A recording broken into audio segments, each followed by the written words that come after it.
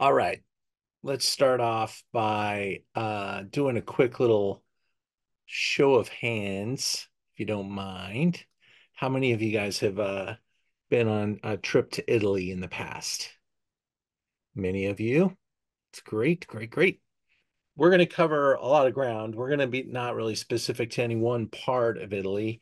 Um, every time I explore a new section, new area of Italy, I get more impressed um, with the entire setup. The Italian people are just really, really fun.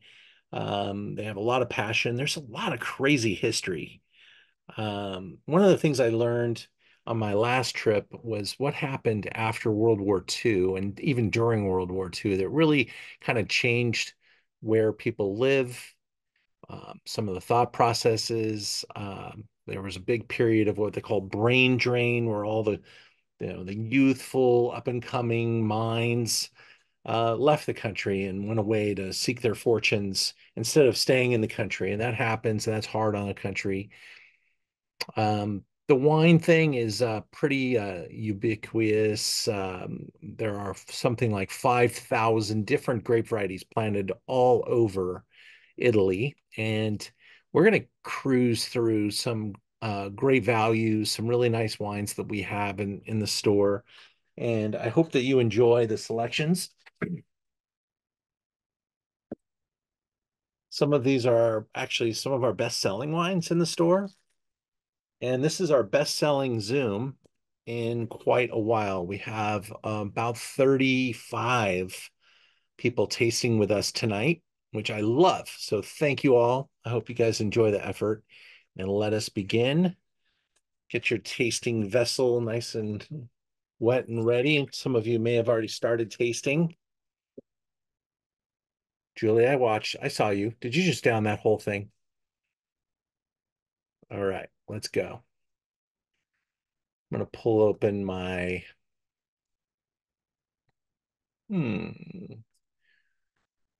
That's not working. Let me pull open the PowerPoint here. I want to mention that my lovely young artist who does our PowerPoints has had some real health battles recently, and I hope she's feeling better. But she really pulled this together, not feeling the best, and appreciate her very much. So, great Italian wine. Here we go. It is August 14th. Time for Zoom into Wine. My name is Ian Blackburn. I'm a sommelier in Los Angeles, and we produce weekly Zoom content, getting great people together from all over the place to talk about some wonderful wines, to taste some excellent examples.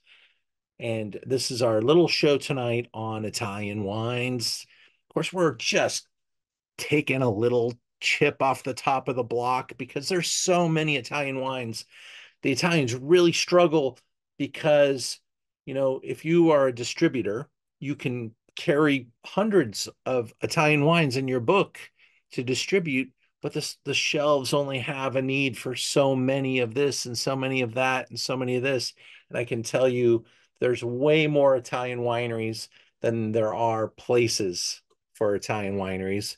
The big have gotten a little bit bigger. Things have started to shimmy out a little bit, but there are some really great little treasure brands, and I'm going to call your attention to a few of those tonight. I'm going to bring in a couple of slightly larger growing producers, but we'll give you the background behind each one of them. We're going to start off with wine number one. This is our best selling wine on the website since probably May, just when that sun starts rolling out. Vermentino kind of sits in the store, in his little corner. But then as soon as that temperature rises, you're like, what can we drink that's going to refresh, provide, also just economically, this wine makes a lot of sense as a daily sipper. I think once you try it, and I hope you guys enjoy it right here, right now in your glass, you're going to see this is one of the great values of Italy. Of course, it is from Sardinia, an island right off the Tuscan coast. not really that close to Tuscany, but Tuscany being up here, down here, you couldn't swim that, but you could make a little vacation out of it. There's a lot of articles coming out about how great Sardinia is to visit, and Sardinians aren't really crazy about all the visitation. They have a really blue zone type of an environment there, and they're starting to get trampled by casual tourists like myself. So that's one of the ways the world's going to change a little bit in the next couple of years, I suspect.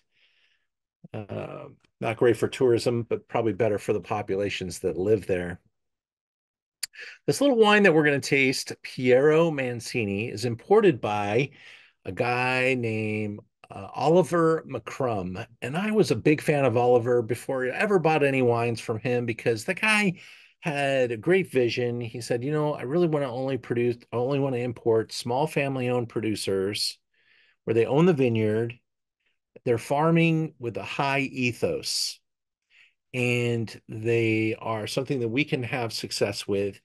And that's what Oliver set out to do. And he's got a great portfolio of really cool little brands. I buy as many as I can from him.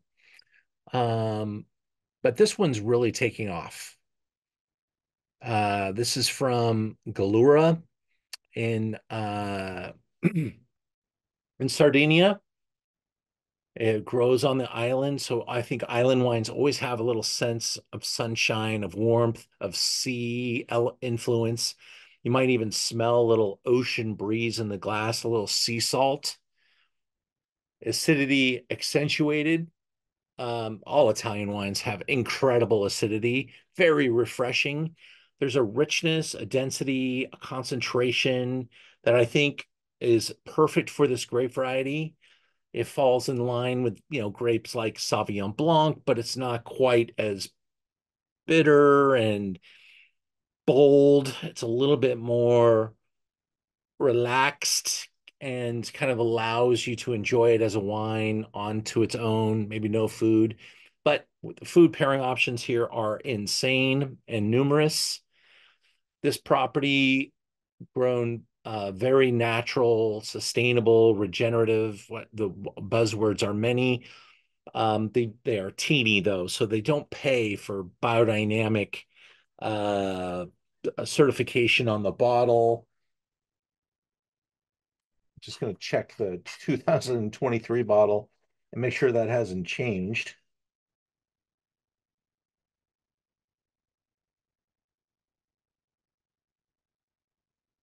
Yeah, no. 13% alcohol, glorious sunshine. You can see the limestone soils right under pounding right out through the vineyard in the background there. The vine age is 30, 40, 50 plus years old, grown in this beautiful biosphere that is Sardinia, 100% Vermentino. This grape is very prominent in the Mediterranean, especially around the coast. Up in France, it's planted throughout Provence. They call it another grape variety called Roll. Vermentino is also planted on Corsica, where it's called Vermentino. Really good stuff there. Tends to be a little bit more expensive from Corsica. Um, but this producer does a really good job of capturing everything I'm looking for. There are some fairly generously sized producers now hitting the grocery stores with Sardinian, Vermentino, a couple of big importers grabbing those wines. I'm looking at the chat box. Someone came in, Kent, beautiful description. That's how you use the chat box. Thank you, Kent. I'd love for you guys to just put down anything you smell, taste, feel. You like it, you don't like it. We got a thumbs up. Great sea salt, honeysuckle, acidic, lingering finish. I get this beautiful perfume off the note. It's not it's not floral and feminine. It's a little bit more macho, and I like it. It's got some fun, pungent, like I used to be a bartender and I would light like orange peels and lemon peels to release their oils. And that's what I smell coming out of the top of the glass. Close enough that you can see the ocean, Julie. The question is how close to the coast, but nowhere like the beach is not washing right up next to the vines or anything. This is not something like Greek island where they have to dig pits to protect the grapevines from the wind and stuff. But this place is pretty close. You can definitely see the ocean from the vineyard. A little bit of elevation too, but not there's no mountains or anything in Sardinia, just some nice hills. And so you get a little bit of a aspect, a little slant, but nothing too steep, but very workable. Everything's done by hand. There's no great workforce here, and the family owned and operated, so everything is pretty hard work, a lot of hand work.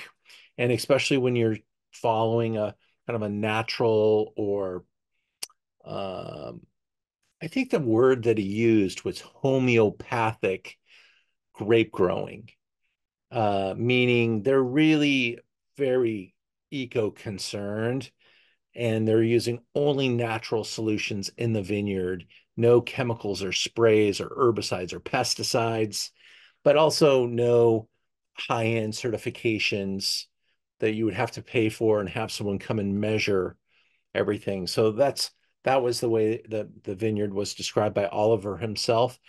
Probably 2 years ago, we met with him on a Zoom. Really fantastic English gentleman, and he gave us some time and talked to us.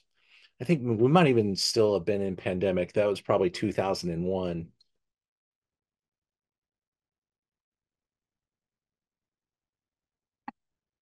I get this kind of like maybe I put a lot of fragrance on or something, but maybe you can smell it too. So it's probably in the glass, but it really smells like a men's fragrance.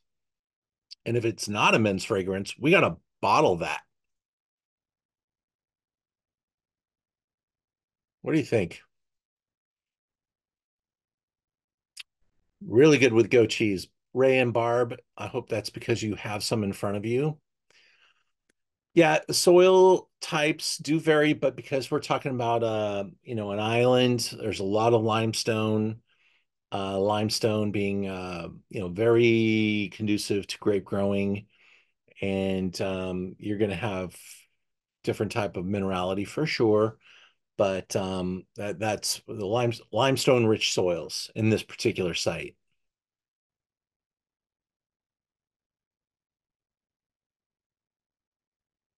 20 bucks. This is not going to be found in every place, but I think a lot of good Italian restaurants have this wine. Of course, you're going to pay 50 bucks for a bottle of this wine in a decent restaurant. Um, and I think whether it's 50 bucks or 20 bucks, you're gonna pay corkage fee in a restaurant. It's probably gonna be 50 bucks anyway if you bring a bottle. So don't bring this one. Buy it from the restaurant. But a good value, $20. By the glass, it's probably $15 glass of wine. And this is just something I think that you'll make yourself happy all summer long to have something so tasty. Hi, Gary. I can see you there. I hope you're doing well. You're looking well. We got Ray and Barb, Brian Grossman. Thank you, Brian. Brenda, Kent, Amy. Good to see you again.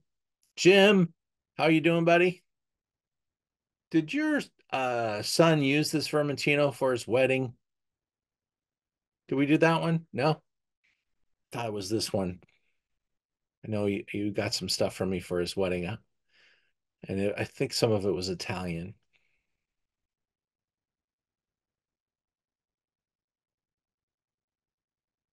Brenda, I hope you enjoyed the wine. If you want to come on, say anything, you're welcome to unmute and bark at me at any point in time. Albarino for Jim. That's right. That's right.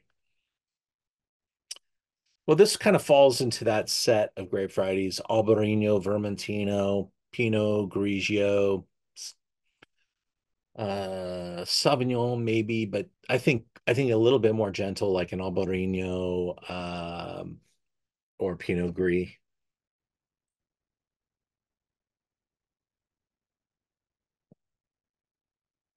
All right, that's a way to get started.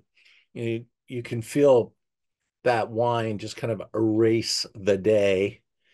The acidity is nice and marked, and you came into maybe that was your first taste of wine. Your palate had whatever on it. I had a little Thai food for dinner, so um, ready to rock and roll. We're going to move into wine number two. And another wine that we featured in the past, considerable time ago, but new vintage. Want to check it out with you. Still something I am super proud of. Both these whites, I think. If someone just gave me a call out of the blue and said, "Give me your best values out of Italy," these two are it. Uh-oh. Teresa, Teresa's coming in. Hopefully she wasn't sitting there long waiting to get in. Hi, Teresa. Let's see, Manincor. So where are we at now? Now we're in the northern part of Italy, Alto Adige, Trentino, right underneath the Alps, the Dolomites. Very rocky, very north, very cool, dramatic altitude, screaming with acidity. This wine has some real incredible depth to it. This is a great producer, 400-year-old wine estate. The top of quality, people say, mention this producer when they mention best biodynamic wines on earth, best uh, family owned white wine producer in Italy. These guys are very well thought of for what they do. They make a number of different wines, they have different price points. But this is kind of their ambassador wine. You can see their exposition here. It's all about wine in this part of northern Italy.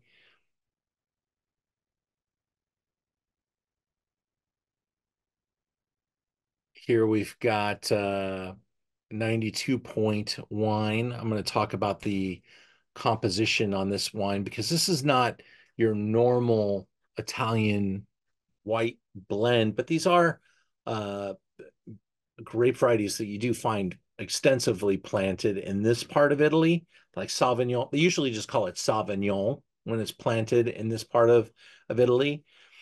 Chardonnay, not so much, but they do grow a good amount of Chardonnay up there, and some of it even gets bottled as sparkling wine. Pinot Bianco is kind of the Italian Chardonnay grape variety. It's got the richness of a Pinot and the punch of a white wine, a little bit of a floral component. I love Pinot Bianco, and I think that the other supporting players, Chardonnay and Sauvignon Blanc, really help give it the right flesh and balance here. So this is a white blend from northern Italy. Uh, Property has always been farmed biodynamically. They move everything by the power of the moon and the biodynamic calendar, and everything's all pulled by horse, no tractor, no machinery through this vineyard, no petroleum product. Although, just a little side note, if you have been on a Zoom recently or been reading about the young Mondavi brothers have patented a electric tractor and got it certified biodynamic so that you can actually use a tractor in a vineyard because it's electric. And so that is kind of a maybe we'll see how that changes the world.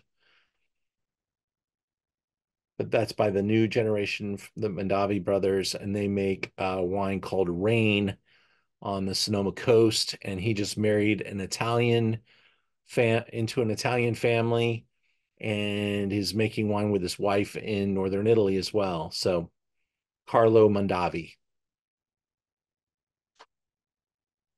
Here's the Manincor. Click through to the website. We can see it's $25 a bottle.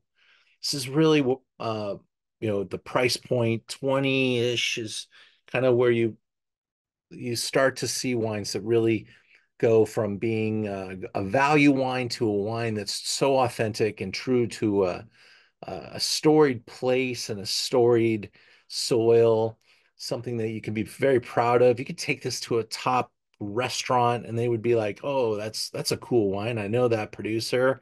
It's not distributed by a giant distributor. This is a really high-end importer, and I use this to help me do some other business with their book with some really extraordinary wines. Check out the nose on this wine.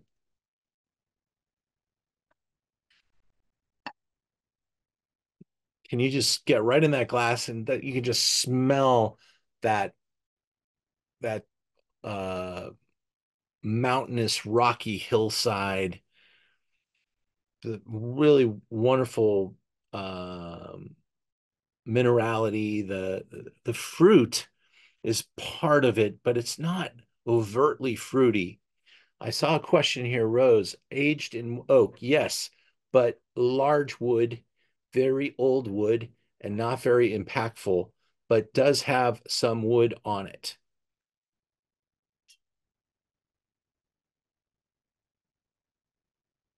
Funk, Amy, yeah, the funk get you get. I That's what I dig. I kind of dig that funk. It hits my face and makes me smile. Me too, for the record.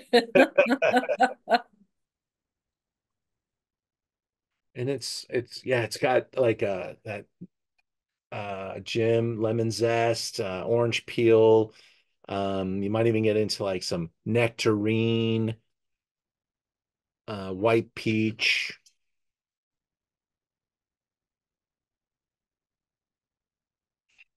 And then you got that maybe the Sauvignon Blanc kind of giving it a little bit of zip, a little bit of I don't want to say vegetative, but it's almost like fruit pith, like a citrus pith.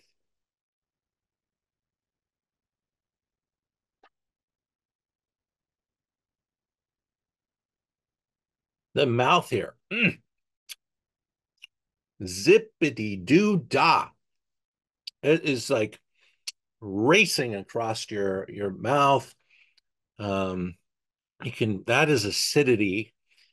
If there's a moment where someone says, "I want to understand acidity," you pour them a glass of this. That is almost leaves your mouth frying or watering after you drink it because it's like it's this is not a normal level of acidity. It's very intense and to a point where maybe if you're a new world wine drinker, this might be a little too assertive, but for an Italian palate, it can get even more assertive than this. Because some this wine's generous. It's also rewarding. And it's got that texture that kind of allows you to grip this wine and to really love the nose, the fruit, the mouth, the length, the concentration. 92. I think a wine like this gets kind of pigeonholed. We use a 100-point score to rate these wines. The way I've been taught to do it is to give the wine 15 points for color.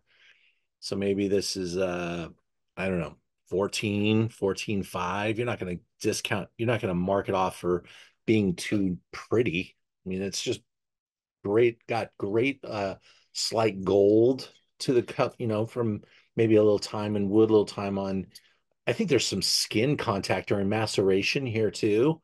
That's also adding a little bit of texture to the wine in the mouth.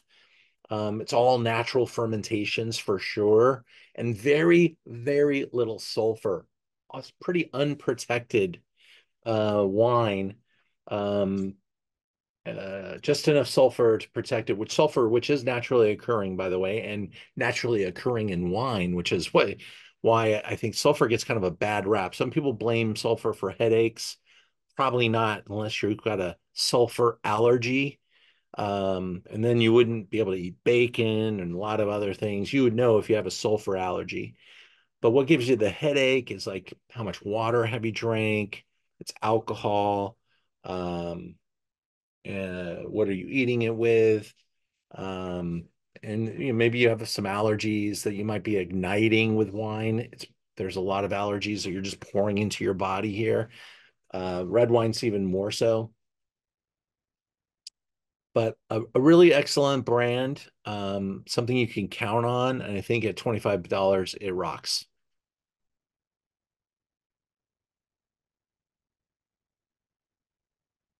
I was doing the 100-point score thing. Don't think I quite finished. 14 for color, probably on the aroma scale, somewhere in that 23 and a half, 24. I mean, it's so pretty. So, so pretty. What is 25 aroma? I think it's probably just maybe a little bit more on the higher end quality scale would get you a point more. Um, 24. I'm gonna say that's a really high score in the aroma department. Body wise here, we're probably down around 23-ish. Um, uh, but good body. That's a good score. 23. Um, that's almost an A, and I think for a $25 wine, that's where you'd be looking. And overall, I'm probably 33-ish points out of 35. So two, four. I think the 92 is pretty lean on the score. I think I just gave it 94 points, and that's kind of where I would go with this wine. And in fact, when I last time I talked about this one, I think James Suckling was actually on the Zoom with us, and he recollected that he gave the wine only 92 points, but he thought his score was a little light. And he said, I think I need to be a little bit more generous with this wine. He goes, I just had it the other day and it was really good. So that's a big fan of the wine as well. Before we move into wine number 3, just want to talk about next week's Zoom, our mega Bordeaux flight. It's a little bit more expensive, $50 as opposed to tonight, which was about 25. There are some member price kits and two flights will get you the set for 95. But the wines are exceptional. Some of them are a little bit more dear. One of them's almost 100-point wine, Chateau Smith-Haut Lafitte, which we're about to announce our trip to Bordeaux. It'll be definitely ready by next week. I was hoping to have it ready by today.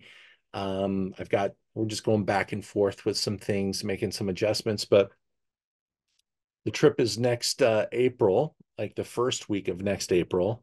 Um, and we will be starting off our trip at Smith-Haut Lafitte, which is a world-class 5-star spa. We'll be doing 2 days with a third day as a bonus optional add-on day to start the trip. They have a Michelin 2-star restaurant. We'll be eating there. And this is really one of the great wine brands in Bordeaux today. Some would put it even higher on the list than some of the first growths just because they have invested and they're just such great entrepreneurs that are operating this brand. And if you have ever heard of this brand before, notice the Lafitte is spelled with an extra T, Smith-Haut Lafitte. Their white might rival their red, and it's really a tremendous brand. That bottle's $200, getting harder to get. It's 2015. Um, I'm sure it will be a good investment grade wine too. But the 2015, almost at that 10-year mark. I can't wait to taste it with you.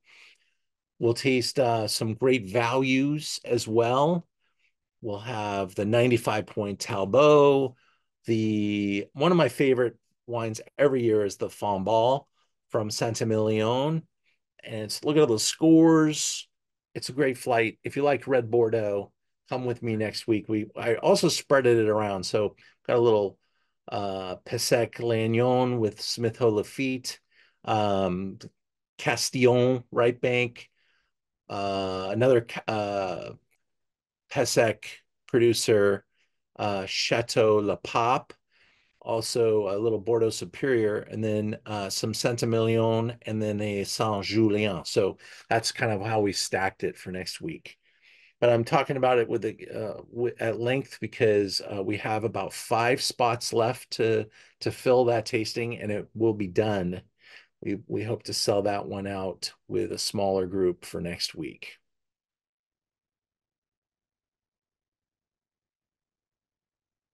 The week after, Rhone Treasures. Check out the wine list. Maybe I'll do that at the end of our Zoom. We're running a little bit behind. I've been a little bit too excited about these first 2 wines.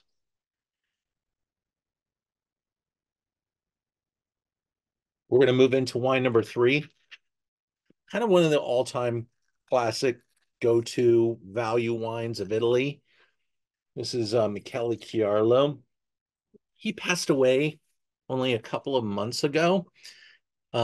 He started this brand in the 1950s with his wife. Um, really salt of the earth family, great people. They've done really hard work. The Chiarlo brand, they've done so many cool things recently. It's so impressive. Like every 10 years, they bob to the left, move to the right, and now they have a relay and chateau on their property and a up and coming Michelin starred restaurant. And they still make this little bottle of wine that's less than 20 bucks, little Barbera d'Asti. They are one of the pioneers up in Piedmont. But the Chiarlos, they're a bigger brand. And you can find their wine in a lot of places. I stay loyal to them because they've been loyal to me. Every time I go to Piedmont, they treat me and my guests so well, and they operate like a family, a really good small family. But their production is definitely one of the larger producers in Piedmont, but and larger in the quality angle too. They make a lot of higher end wines. So as I said, this is um, 7 generations now. And Alberto and his brother are the current leaders, but their kids are up and coming. And I've traveled the globe with Alberto Chiarlo also, just had a lot of fun with him throughout my wine life. And I used to work for the importer of Chiarlo. That was Co-Brand. Had some amazing happenings with them. So a lot of chemistry between myself and the brand. I carry different wines from them. I probably got 3 wines in the store. Of course, their sparkling Nivoli Moscato is a bestseller, and really probably the wine that paid for the building of Chiarlo. They sold so much Moscato d'Asti. They've been able to buy property, be able to grow and expand and make massive improvements to their estate. But this wine here is the red wine workhorse.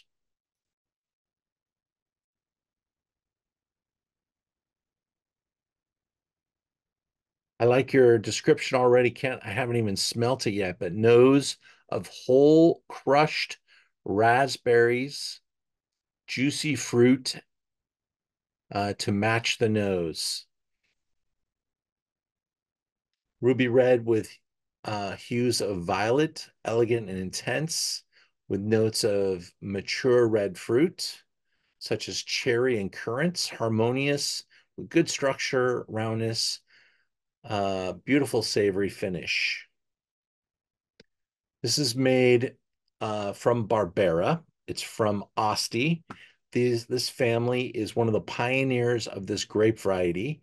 Barbera was always kind of the lesser grape variety. The Chiarlos have done so much to elevate Barbera. They have aged Barbera programs. They have single vineyards. They've worked to give Barbera more quality appellations. They own Barbera vineyards in all the top spots. And really, Barbera is probably the bulk of their red wine production. They do own a couple of really important Barolo sites, but Barbera is probably as more important to them from a total case production. $15 and always listed in the Wine Spectator top 100 values, etc.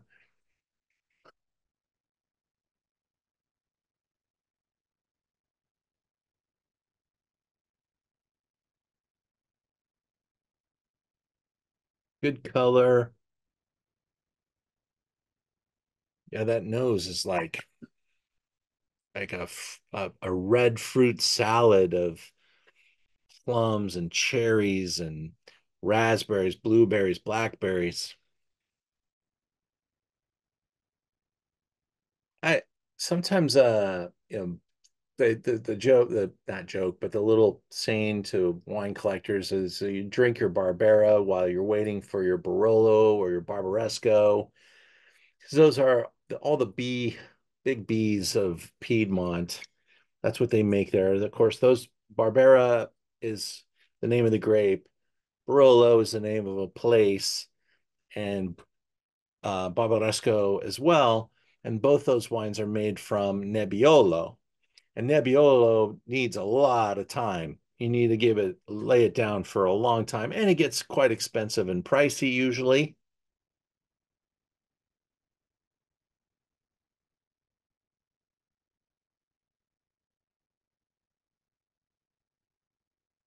Here's the truth. We pour these on Monday, and these act like little decanters. I like this wine more now than I did when I poured it on Monday. The wine really takes well to some air, and that's great. Thanks, Julie, for your comments. Those are nice. Yeah, I like that peppery spice in the mouth. Um, taking a look at that color, Barbera actually grows pretty damn well in California as well. And there's some fun producers of Barbera. Recently, I went up to Santa Barbara and hung out with one of the great names in Santa Barbara wine, Steve Clifton, Brewer Clifton fame, and he had a Italian brand called Palmina, and is now making wine in a partnership with his new property, and I loved it. It's fantastic. So if we go to my website, I think we are the only place in Southern California that has his Barbera. Let's see if it searches. There it is. It's called Vega.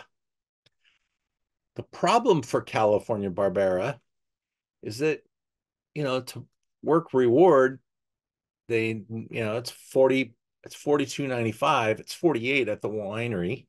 Um, and in Italy they can make it and get it over here and we can sell it for 15. So there's really different math, but if you want to explore Barbera, I recommend you get somebody else's and see how it changes. And And if you're going to go to Santa Barbara, I'm going to, people come to me and say, where would you recommend I go in Santa Barbara? Vega's going to be your first stop because you're going up the 101. You get off right at like the first exit before Solvang. You make a left-hand turn and you're there. They have a petting zoo with goats and sheep and other safe little fun animals that they take incredible care of. They have a gigantic farm to table restaurant there, and it's a brand that's only been around for a couple of years. It used to be called Mosby, and it was pretty run down. And they really fixed it up and made it a really nice place. All Italian grape varieties now, and Steve is the guy for that. He had a huge partnership with Bastianich from the very beginning and was helping him get his, Italy empire going. And now he's settling down. It's got his own little thing here with Vega, and I think it's going to be a great ride for him. Back to this wine, 15 bucks. That was wine number 3. I hope you guys enjoyed it. I do have a couple other Barberas on the website. I like them all. I think I picked this one just so I could taste it with you guys and get your reaction. It's probably the least expensive that we have, but we have one that's about 20 bucks, one that's about 30 bucks, and then the Vega at around 40.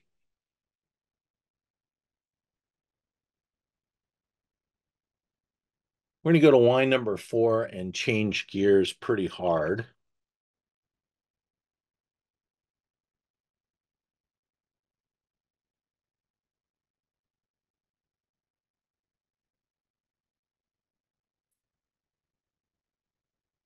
We're going to a magical vineyard site. This is the brand new 2021 Tenuta Sette Ponte Crognolo, heart of Tuscany, right outside the Chianti zone. There's a lot of history here. Um, there's a bridge that, what's it, Da Vinci? Yeah, it's actually the bridge to the property is in the background of Leonardo da Vinci's Mona Lisa. Um, the person who owns this winery, his name is Dr. Moretti, Antonio Moretti, very successful entrepreneur, businessman. He also works with a very famous and successful winemaker, Carlo Farini, who is, I think, has the record for the most Trecchieri 3-glass award-winning winemaker. And so he has, the ability to hire the best in the business and the financial ability to do whatever he wants. He was a primary investor in the brand Prada. He owns his own clothing brands, shoe brand. Um, he's a very successful businessman. I think he is a partner in a bank, big bank. And Sette Ponte is his home property. They make very high-end wine on this property that tries to rival Sassicaia, Ornellaia. It's called Areno, and Areno gets huge scores, and it's about 150 bucks, something like that. Made from the same property. But then you take Sangiovese and Merlot from this property and you blend it together. And in the hands of Carlo Farini, you give it some judicious amount of French oak and some great time, and you know what you're doing. You can make a spectacular wine. Property is everything you would ever dream of in a Tuscan, you know, fantasy. olive trees, expansive, its own source of water, animals and wild boar and everything running through the property. And he can make this spectacular wine and keep it hyper affordable. I want to check something. Yeah, it's 27.95. This wine is gorgeous, delicious. It actually got a little less expensive over the last couple of years. It was in the 30s and now positioned around 25 to 30 bucks. This wine really is built to take share. And I think that's what he wants to do is just really become like everybody's favorite go-to. It's not quite a super Tuscan but it's made by the top super Tuscan winemaker. Oreno is a super Tuscan. He wants to make this a super Sangiovese. And he's got the farmers, the winemaking equipment, the winemaker to do it.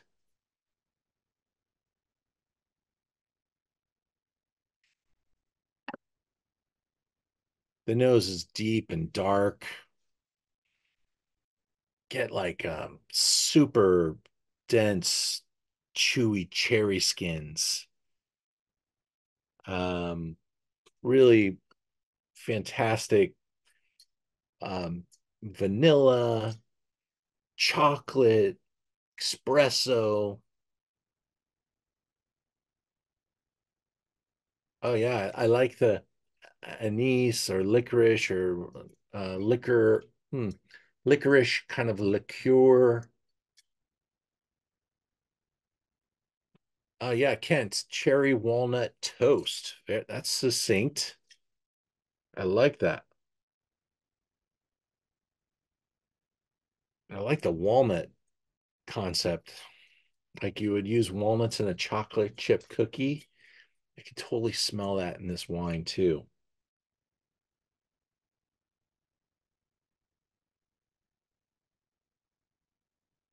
Here's where the wine goes from fun to smell.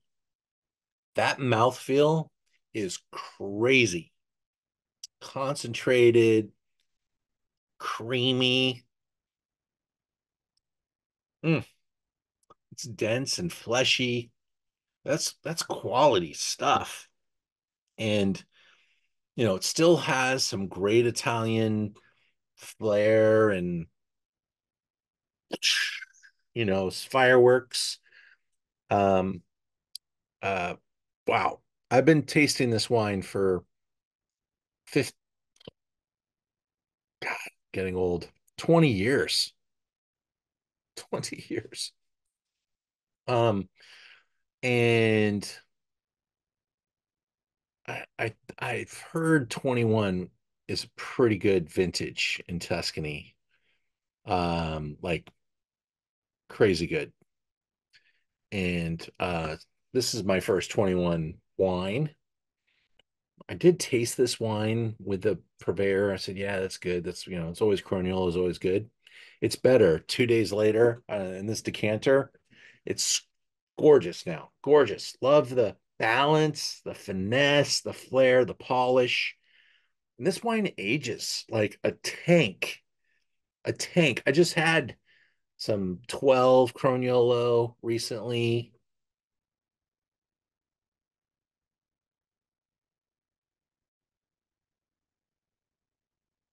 Hmm, I don't know.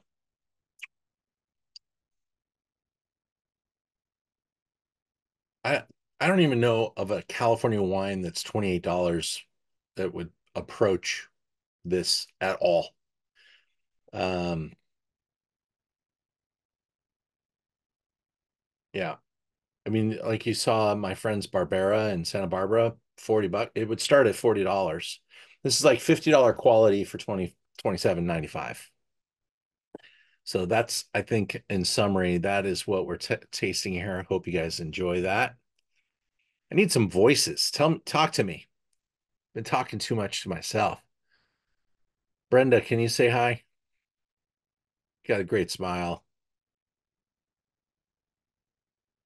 I'm gonna punch that button.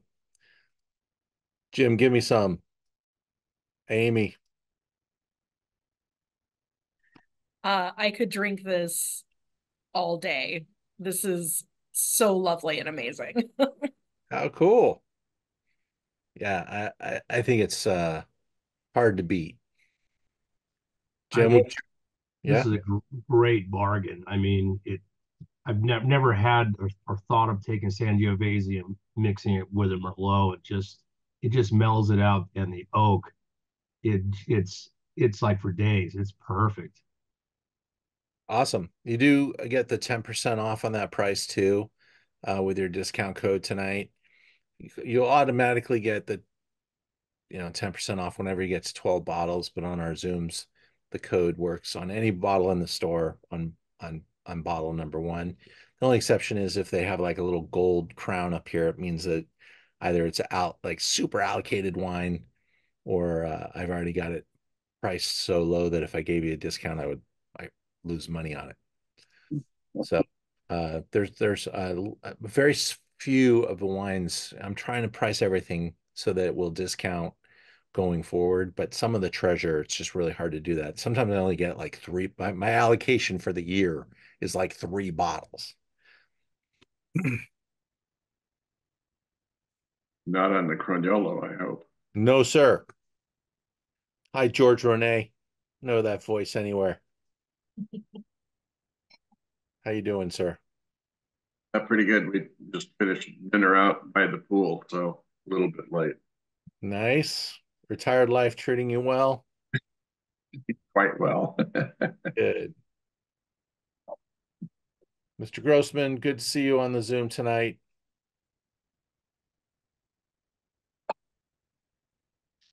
I can see you talking with your hands, but I can't hear you yet.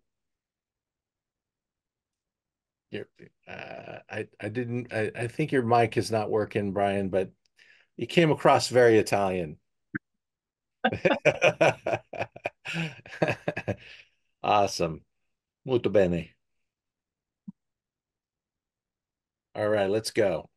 Let's get into wine number 5.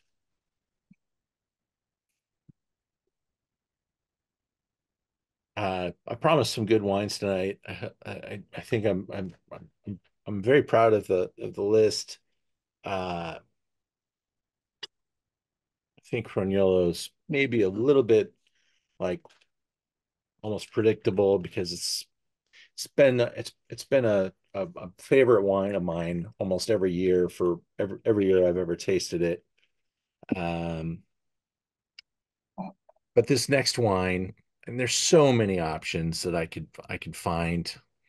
I love Italy so much, and uh, I just keep tasting so many cool things from cool smaller producers.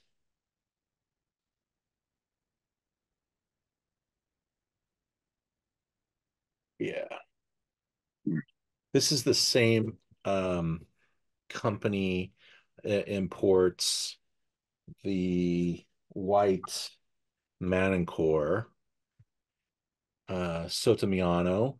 They're a Barbaresco specialist, and I I like to have a couple Nebbiolos on my list that aren't as expensive as a Barbaresco. I have some great value in Barbaresco right now.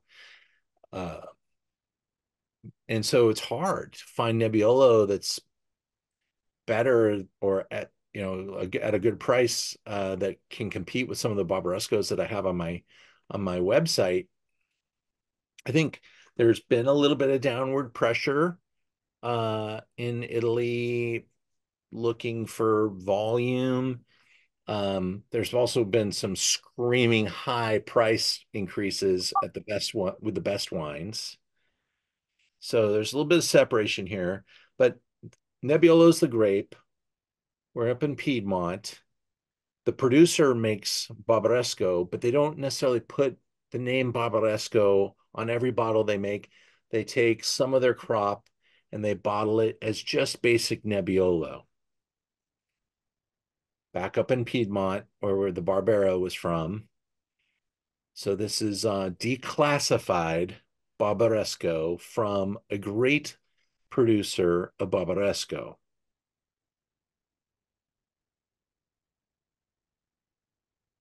Let's see. What else did I want to touch on here? They do own extensive holdings in many of the top crews, and they make, you know, $120, $150 single crew Barbarescos. Just unbelievable place to visit. And that's not filter enhanced. That's like the color of the vineyard, probably, you know, late October, uh, maybe into November, December. After harvest, you start getting those reds and golds.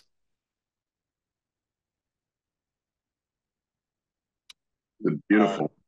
Beautiful, beautiful. Nebbiolo has there's a leanness to the color, but don't let that fool you. This is probably, if it's not the most tannic grape varietal on the planet, it's very close. It is a very powerful, long aging variety. Even a wine like this, basic Nebbiolo, has some great aging potential. So it makes great house wine. This is the 2022. And they put, so they of course ferment and age these wines for almost 3 years. It is a brand new 2022, like literally just landed. So probably 2 years. 2 years for basic Nebbiolo, but definitely 3 years for the Barbaresco. This is what they age them in: slow and long, big, huge wood tanks. Just slows everything down. Small amounts of oxygen touch the wine. The advancement just crawls. It just crawls. And once it's bottled, it kind of stops for a while.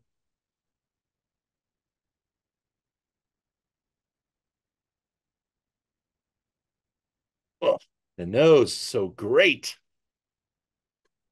It's like a cherry tart.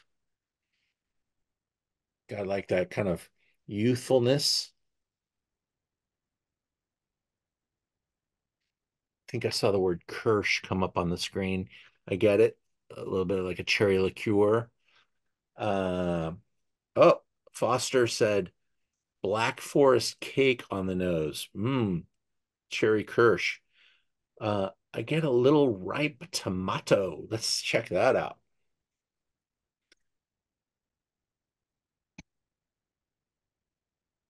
Almost like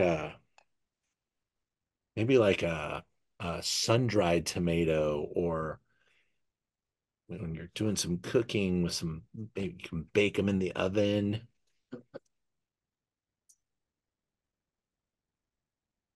My mouth is watering so hard just talking about this wine, because I think that is my wine going into natural protection mode, because I'm about to put the most tannic grape variety on the planet in my mouth and tear, you know, my teeth apart, my tongue. That's what this wine will do. This is $34.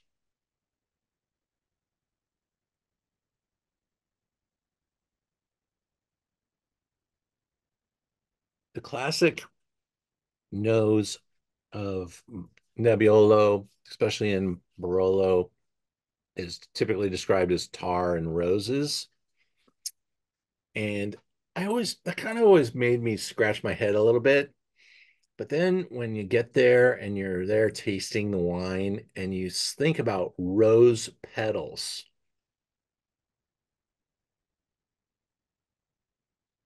like if you worked in a florist and you had to prep flowers all day and you were pulling off the rose petals, you'd be smelling something that's in the nose of this wine. The tar is more like a asphalt, road tar. Aftertaste. That's on the, you think that's on the aftertaste? Yeah.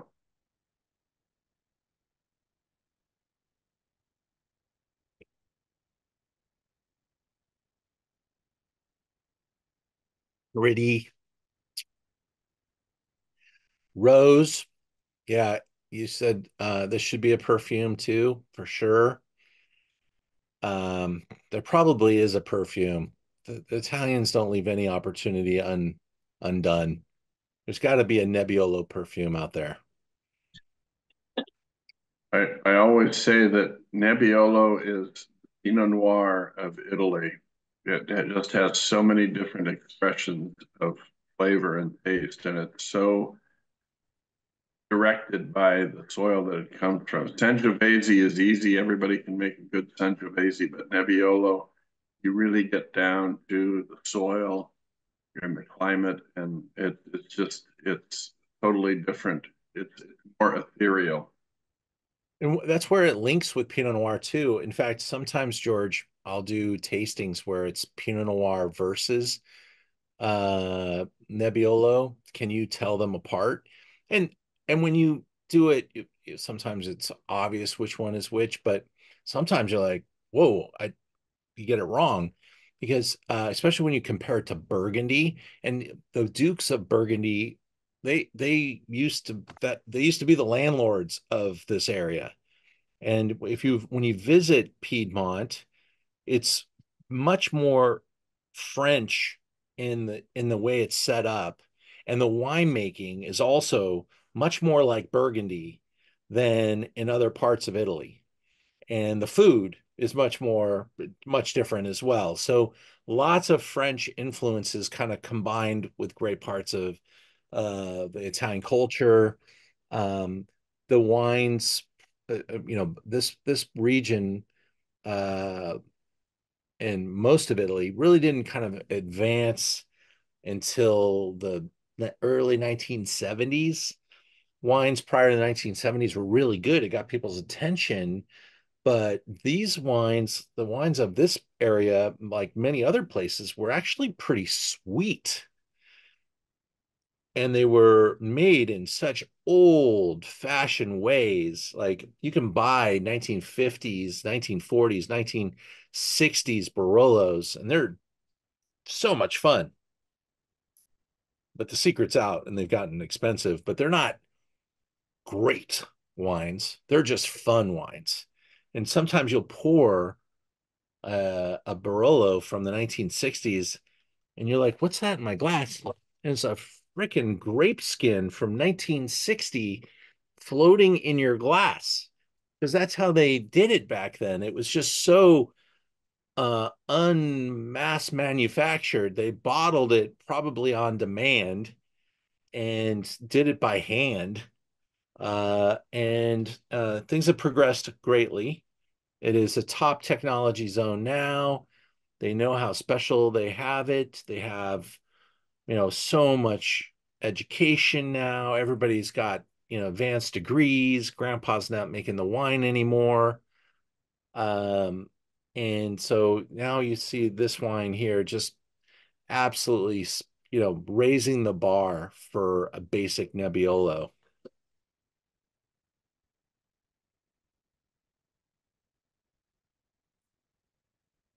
Me likey. Let's move into wine number 6. I'm glad I didn't start off with I promise we'll be done by 8 o'clock tonight because I once again went a little long. But I really wanted to see if I could make this happen by 8 o'clock. I do appreciate your time. Wine number 6, Stefania Barbot. This is probably the smallest producer we're tasting today. This is a Taurasi. We're going to southern Italy to Campania, uh, right next to the volcanoes. And this is like Roman treasure wine. It goes back to literally like Caesar and the wines of ancient Italy. This grape grows on volcanic hillsides, high above sea level. This one's the vineyard's between 450 and 530 meters, which is like 1,500 to probably 2,500 feet above sea level. The vines are 70 years old, or some of the vines are. And this is a husband and wife team. Everything's done by hand, super small, old school belief system. They want to preserve the history of this grape variety. They want to elevate the knowledge of it. The wine's called Ion, and there's some Greek connectivity to the word, the color, and the flavor. It's a sub-appellation of Irpina called Campi Taurasini DOC. Campi Taurasini. Campi Taurasini. Taurasini. Did I do okay there, George? I know you're. Taurasini. Thank you. Got to do the hand. Taurasini. That'll help me keep the pace. And is obtained from Aglianico. That's the grape variety. The Aglianico grape variety is really like the grape of ancient Italian civilization. 12 months of aging on this particular bottling. They do make a higher tier. It has longer aging and comes from even more mature blocks. The vines, the way they used to farm them, were pretty high up because didn't want to have to bend over too much. And a lot of the grapes are even grown where they have kind of like a pergola over the top.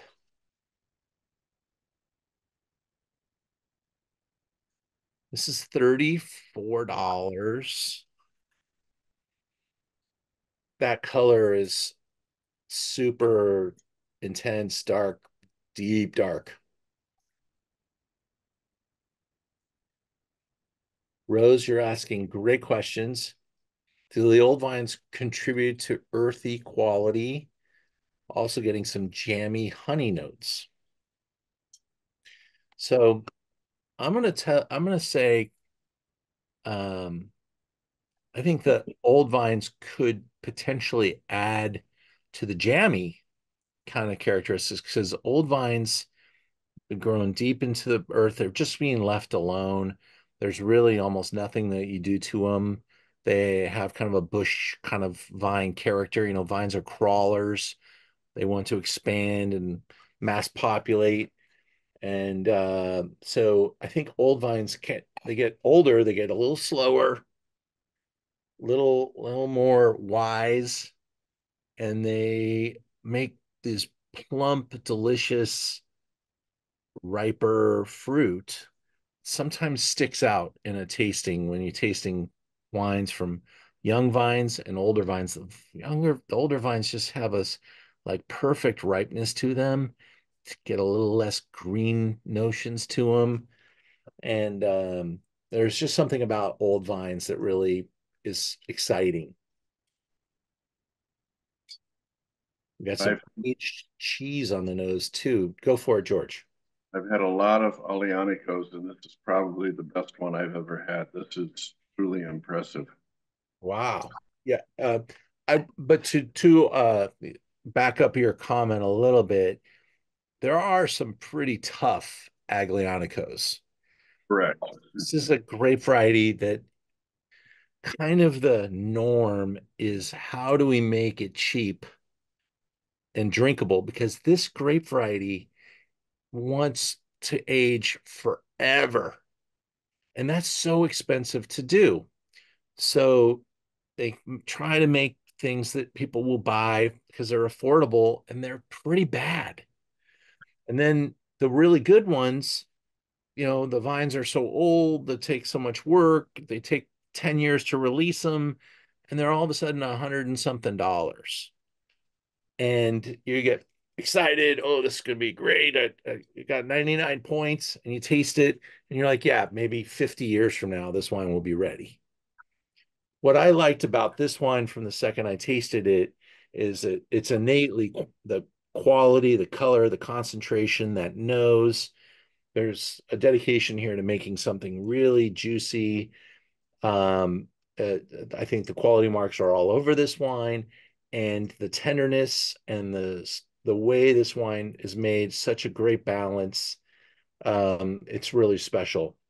It's brought in by a super teeny, awesome young lady, a teeny book, awesome young lady. That was two thoughts, not meant to be teeny, awesome young lady, but she speaks like 7 languages, and she has really top producers from all these little spots. And I'm meeting with her and finding some really special little treasures.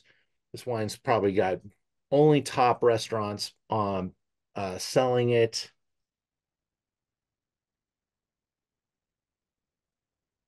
Speaking of top restaurants, I got to eat dinner last night at Bevel. They carry the expensive one. And when you get to Bevel, it's really expensive. Jeez.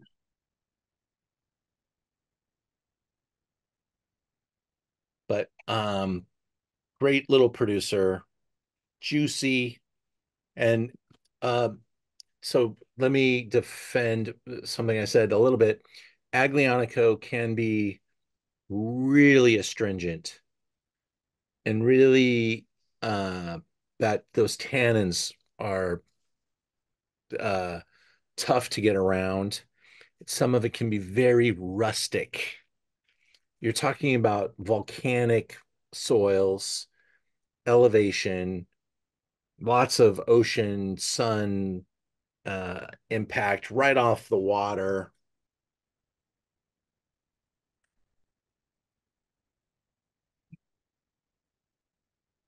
I think it wears that volcanic, almost like a uh, iron.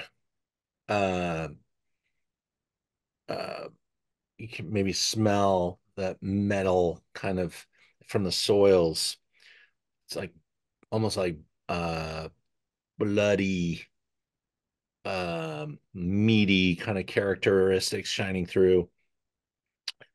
It's delicious. It's fun. It's not that expensive. You can wow people with this wine. I don't have much in the store. If I sell out, I will go quickly back and get as much as I can to fill any orders tonight. So let me know if you're interested. If you want more than a few bottles, I'll probably sell out of it. Um, but if you like this wine and you want to own it, it's something you could own for a while. This is brand new. This is the 19. I'm sure that that this wine will go the next 10 years without even thinking about it. But I like it now. I like it whenever. It's going to be a lot of fun to have with any type of food. I mean, lasagna would be a no-brainer with this wine here, but certainly meats and steaks and lamb chops. I mean, it goes with so many different things, and I think it's a lot of fun. I hope you enjoyed our selections tonight. I'm here to answer any questions or comments. I haven't even had time to read. You guys got nice and talkative as we got to wine 5 and 6. Um, so I'm looking to see if there's anything in there. Did I answer your question, Rose? If you want to talk to me, I've just hit the unmute. About what the alcohol, what the ABV is. I was just curious Good on that question. one. It was pretty hit you in the face. Or maybe I was joking that maybe we just had a lot of wines by now. You're not. You're on to something. This wine carries 15.5. Okay, there you go. Yeah. So that's There's a winery in Northern California, T-Vine, that uses all old vines, and it reminds me a lot of their wines. That's cool. I love T-Vine wines. Yeah, for sure. Zinfandel producer really well, does really well. And there's something almost kind of synergistic with that as you get to the southern part of Italy. There are some higher alcohol, riper styles because it's warmer there, closer to the equator, and things get pretty juicy. You will not have a problem growing produce in the south of Italy, and and so they can be pretty expressive. And one of the ways you make it a little less rustic is let it get a little riper, let it get a little richer, and still has all of the characteristic of the vineyard. And it's not so ripe that you can tell it's high in alcohol. I think it wears it perfectly. It's all in balance. It's great. I love this one. Thank you. My pleasure. Great questions, Rose. I hope you'll come back and see us again. And I'll just click on my Zoom into Wine calendar so you can see some of the stuff we have coming. I do have some big trips coming in the near future. And as I've said before, I'm going to take those weeks off from doing Zooms. I used to try to do them on the road and they destroyed me. So I'm not going to do that anymore. But 2 weeks from now, the Rhone wine, really fun flight across some great producers. I mean, really top quality names too, like Jean-Louis Chauve, like Corbis, Banneret, and Gassier. So some really good stuff, but showing off kind of categorically the Rhone Valley, different appellations, in a really fun flight. And then after that, where do we go? We have Cab Franc coming. Pretty worldwide look at Cab Franc from some great finds down in Argentina, Italy, France, Loire Valley, France, Bordeaux, France, Loire Valley, and then Napa Valley. So a really neat worldwide perspective on Cab Franc. A couple of these tastings, I don't even know if I've had time to put the wines up yet. So we'll get to the Southern Stars of Wine. This will be kind of a look at Argentina, Chile, New Zealand, Australia. And then I got a great Burgundy flight coming at you. Some really fun stuff, like geekier stuff out of Spain that I want to share. We'll put a nice high-end top selection together of 96 to almost perfect wines, we call them, in a really neat comprehensive tasting in October, and then Alsace.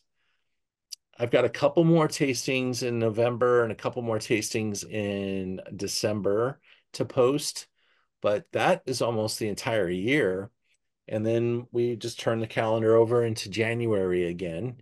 So we'll keep going every Wednesday night, Zoom into Wine, 7 o'clock. I hope you guys will join us, and thank you for being here tonight. Thank you. Pleasure, guys. Don't forget about your 10% off. It goes until, I think, end of day tomorrow. And we could deliver on Friday if you order before then, and you're available to receive. Thank you, Ian. This was really good. Awesome. Thank you, my friends. Thank you, Ian. It was great to have various tastes. I never had a lot of Italian wines to develop a taste for. All right. Am I going to see you tomorrow night, Kent? Yes. Awesome. Can't wait. Very exciting selection tonight, Ian. Oh, thank you so much. That last one just slayed me because it was so different. Awesome, Julie. I've ever tasted. Yeah. You know, I think it is a different grape variety, and inside of the set of Taurasi wines, I think this one's a standout. I have a couple of wines from down there that I really like, but this one is special. Yeah, you have some great people on there who have wonderful comments. I really enjoy what people sharing what they taste and smell, and yeah, it's very nice to have that. It is fun. It is fun. Thank you. Thank you. My pleasure. Say hi to your other half for me. Hey, Ian. Hi there, buddy. I'm in the shadows. All right. Cool. Well, I'm so happy to hear from both of you. Thanks Hope for the great lineup. see you guys soon. Night. Night. Thanks. Thank you all. George, good to hear from you tonight, buddy. Thanks, Ian. I'll talk to you next time. Night, Ian. Good night, buddy. Take care. I'll see you tomorrow. Yeah. Did you sell that last space for tomorrow? Yeah, we did. We are full. I'm excited. Yeah, you should be. And the wine, that dinner tomorrow is going to be crazy. It will Crazy. be. Yeah. And we got a really great one with our Colt wine dinner at the Peninsula next month. And then I'm putting together a Petrus dinner at Cali Restaurant for October. And I just I got introduced to a guy who's like, Petrus, I got Petrus back to the 1960s. And I started talking to him some more. And he's like, yeah, I'm not comfortable drinking these wines. They're too expensive. And I said, well, if you want to move them on, I'll put them to work. So we've got 64, 70, 71, 74, 89, 2005, and 2012. Kind of an interesting selection of vintages. Yeah. Yeah.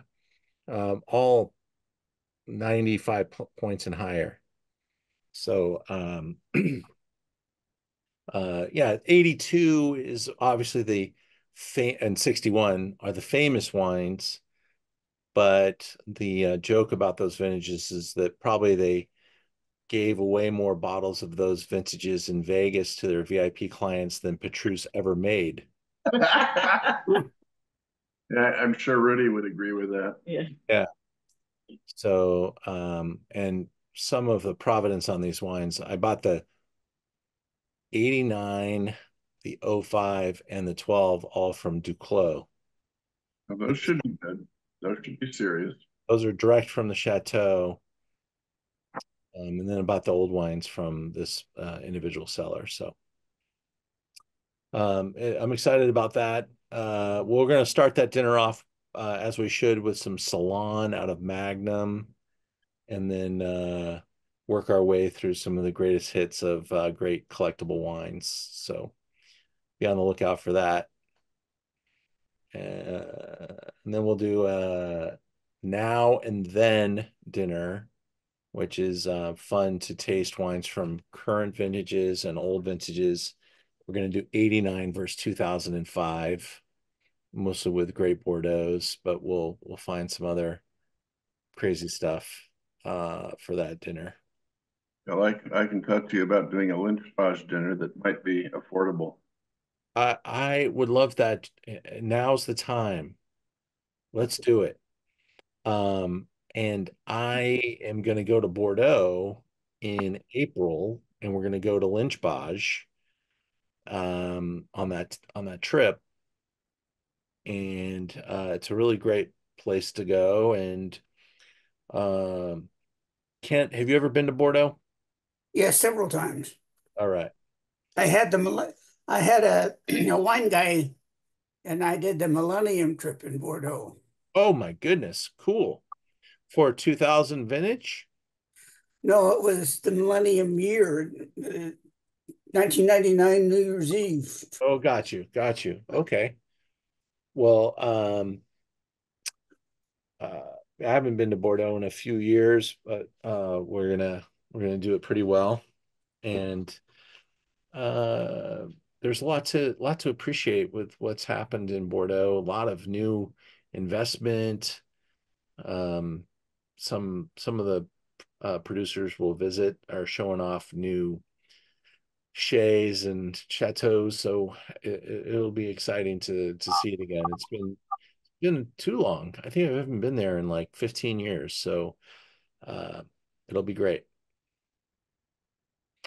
Well, I'm going to sign off now. Thank you guys. I haven't looked to see if my Dodgers pulled it together, but my our friend Bueller was off to a terrible start tonight, so we'll see how that ended. But as I always say, go Dodgers.